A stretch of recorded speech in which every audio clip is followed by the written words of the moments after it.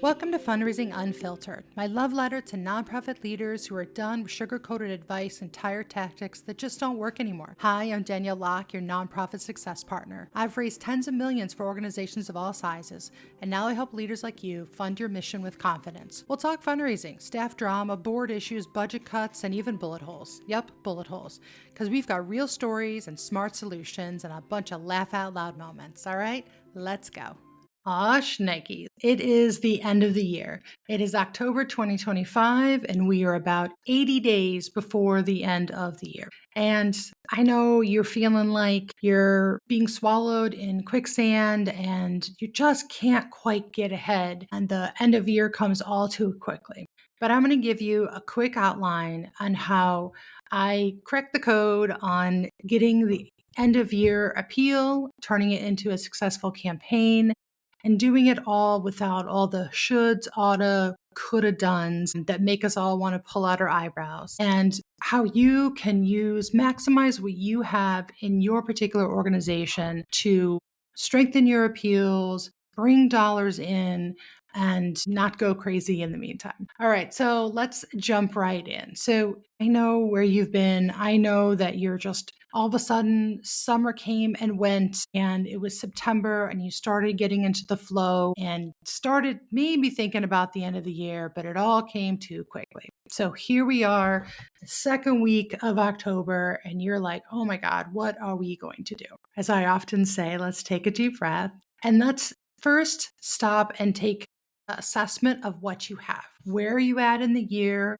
How much have you already raised? What's the bogey before December 31st? How many campaigns have you run? How many events have you held? How successful have they been?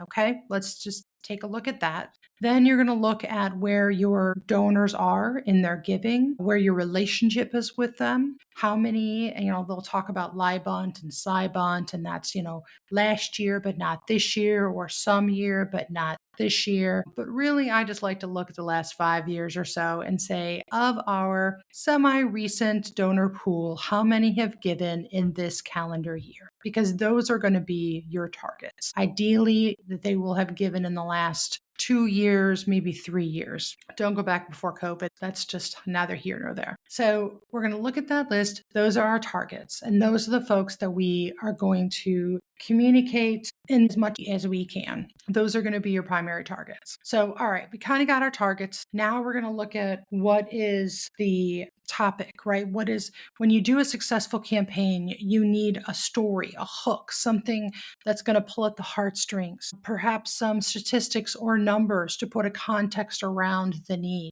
Definitely need pictures, videos if you have them, maybe a couple of stories. And then you need to figure out what is the ask, right? What is it that you need? How much do you need? What is the goal? What is the program that it's going to? People, donors want specifics. They want to buy a number of backpacks. They want to feed X number of people at Thanksgiving. So you really want to look at all the programs that you have. Obviously, you want dollars for operating and as much as you can get before the end of the year, but let's pick a program of greatest need, something that maybe is current or, dare I say, popular. Kids and puppies tends to do well, something that people understand. Let's take, for instance, feeding seniors, right? How many seniors do you have in your Meals on Wheels program? What does it cost to feed a senior per meal, per week, per month, so that you can put together a campaign, a story of how Mr. Brown, you've been able to get to know him and support him in other ways with other referral services, but also you're providing a hot meal to him every Monday, Tuesday, and Wednesday. So give them a story. Statistics will often say some donors like statistics, but when you go to write a campaign or an appeal, you want to tell one story or two stories, right? That exemplifies the greater, broader need. People aren't going to give to a huge problem. They feel like their $25 isn't going to be able to feed the 100,000 seniors in your community that need help. But they feel like, okay, for $1.47 a day, I can feed Jim Brown. And then for $25 a month, I can ensure that he has hot meals for X period of time, right? They're taking a bite out of that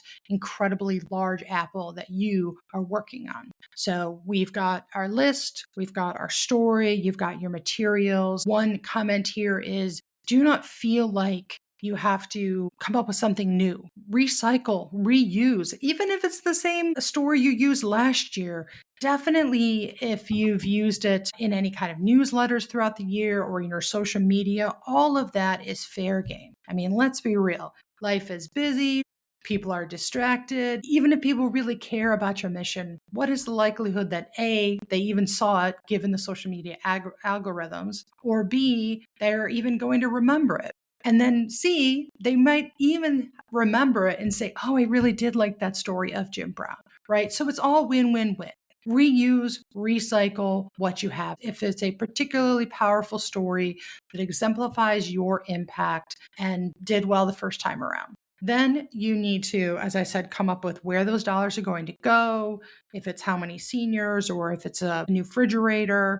And then you need a sense of urgency, right? How soon do you need those dollars? What is a deadline for your campaign, right? Most campaigns shouldn't go longer than 7 to 10 days. You need a goal.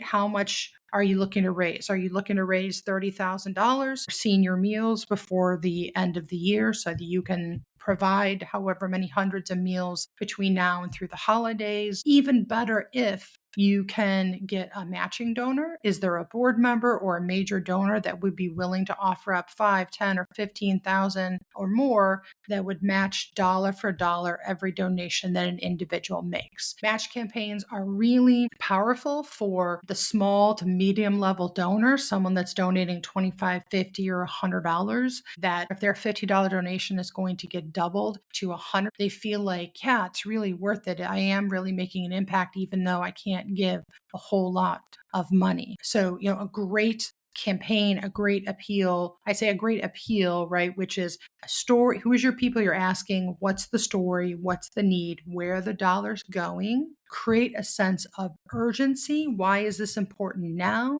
What is the length of your campaign? How much are you trying to raise? And is there a match donation capacity, right? Those are the ingredients for a successful appeal anytime, especially in the fourth quarter. And additionally, I would say more than just an appeal, right? An appeal is one email or one letter or one ask at an event that you're appealing for someone to donate. But moreover is turning that into a campaign. Because like I said, we all know people are busy, people are distracted.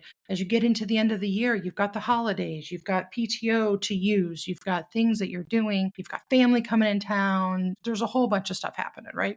People are distracted, even if they mean to give, right? I get all kinds of stuff. I don't know how many different email addresses, and stuff gets lost all the time. So just because someone doesn't open your email doesn't mean they don't care. What they do is they need reminding. So my favorite methodology is send a letter followed by, do a 10-day campaign. 10-day campaign, you send a letter at the beginning, you send 2 to 3 emails that first week, a couple of final emails before you wrap up in the middle of that next week, and then you post on social media at least once a day on your chosen platform or platforms. That offers people the opportunity to say, oh yeah, I do want to do that, right? Imagine someone's busy like me, they get the letter in the mail, it pulls on their heartstrings and they're like, yeah, I do want to give. I'm going to put it on my desk. I need to go online and make the donation, or I need to find my checkbook and write a check. They are meaning to do that. But if you're anyone like me, I need reminding. I need to get that in my email with the link that's like, oh yeah, I do. I meant to make that donation. I need to see it in Facebook or have a friend share it to me via social media or email that reminds me that that campaign is going on. I need repeated reminders. And it is not too much. It is not too much to post on social media 3 to 5 times a day. It is not too